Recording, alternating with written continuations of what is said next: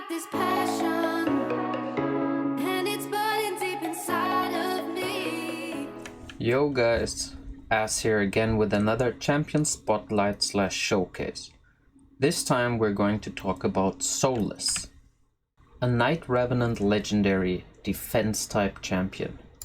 Pretty awesome looking, and he can pack some serious punch.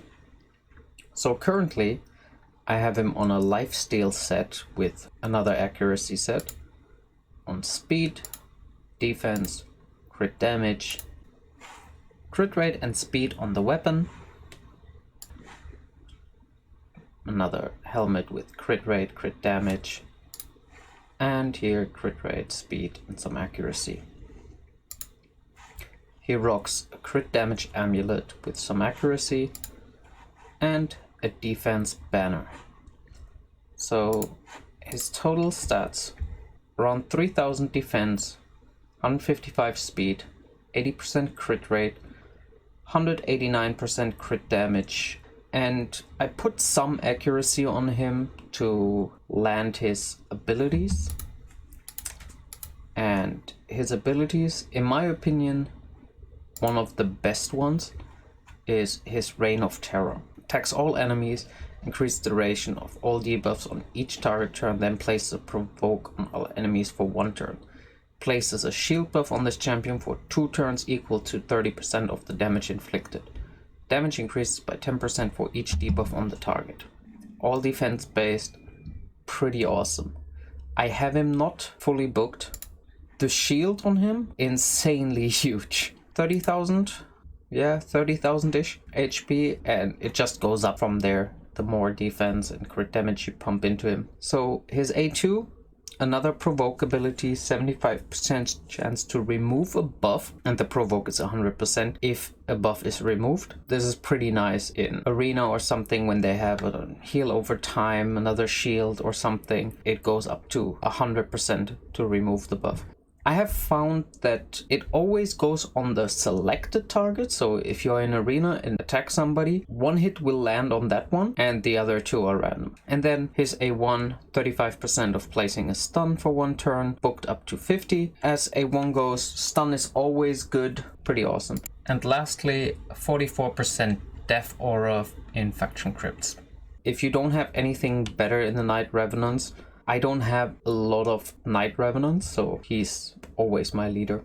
Masteries, I went a rather standard offense tree where I went with War Master because he is part of my dungeon teams. If I would only use him for arena, I'd probably go into Helm Smasher. And I also went in the support route instead of the defensive route because there's some nice shield stuff in here and some accuracy. I went with the turn meter increase when the debuff expires or is removed because he's very slow, decreasing the cooldown of random skill because I don't have him fully booked, and then speed for dead allies. As I mentioned, his speed pretty atrocious, probably one of the worst speeds in the game. So it's pretty tough to get him up to a decent speed even with maxed out boots. So you need to put some decent speed on him. I still have room for speed here, here, here. So I could make some fairly easy swaps and then try to get him higher speed, but for now, this is what he is at. So where do I think this champion goes well?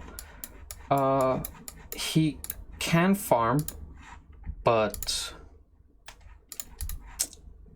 I wouldn't necessarily use him. So let's just toss in some of these things. He's very slowish,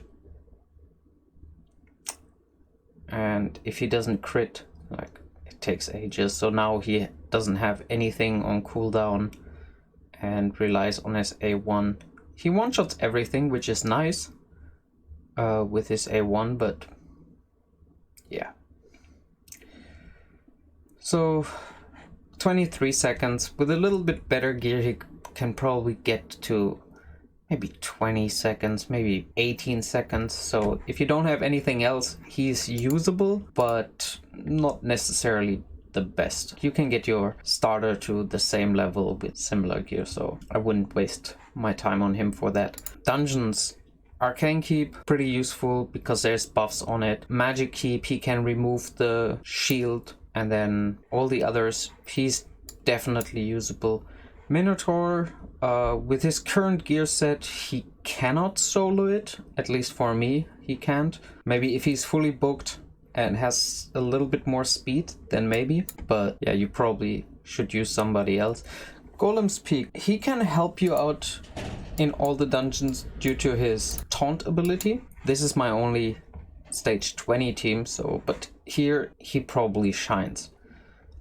I will speed up the run so you can just see what's going on here. I got this passion, and it's burning deep inside of me. And this time, no, not gonna settle for anything less.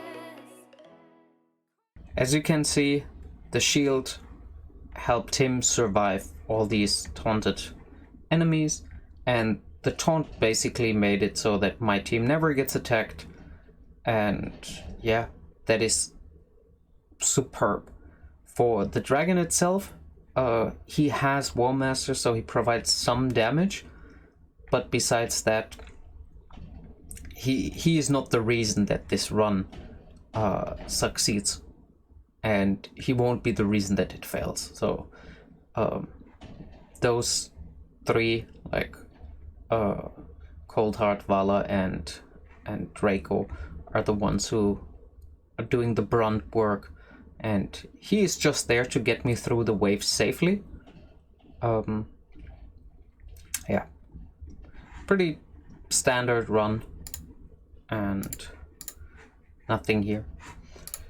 So for Fire Knight, not really usable. He doesn't have a multi-attack besides his A2. He definitely gets you through the boss, but at the boss stage he doesn't really do anything because none of his abilities work on the boss.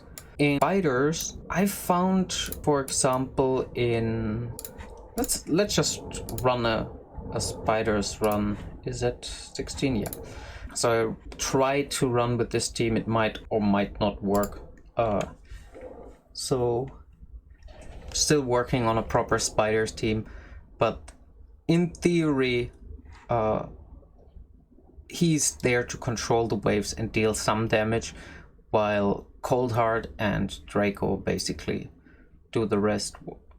Draco doesn't really do too much here, so but you can see this shield is a lot of protection for him, so even if he gets attacked, then it's all fine. But I guess my Bellower is currently under fire, and I hope that he will survive a little bit longer. Oh, great stun. So yeah, I'm still experimenting. I swapped a lot of gear around, so currently I can't farm spiders properly. But yeah, you can see here what his job is. His job is just controlling the waves, so having another cooldown reduce on his A3 would definitely make this a success. So let's see if we can still make it. I think now it's over. Yeah. So yeah, in theory he can work, but you have to have him booked. His cooldowns are otherwise way too long, and it's just his A3 that does something for you here. So maybe if you put him in a stun artifact as well as the provoke, maybe that does something, but yeah, I don't know. He's definitely good for Ice Golem's Peak and Dragons.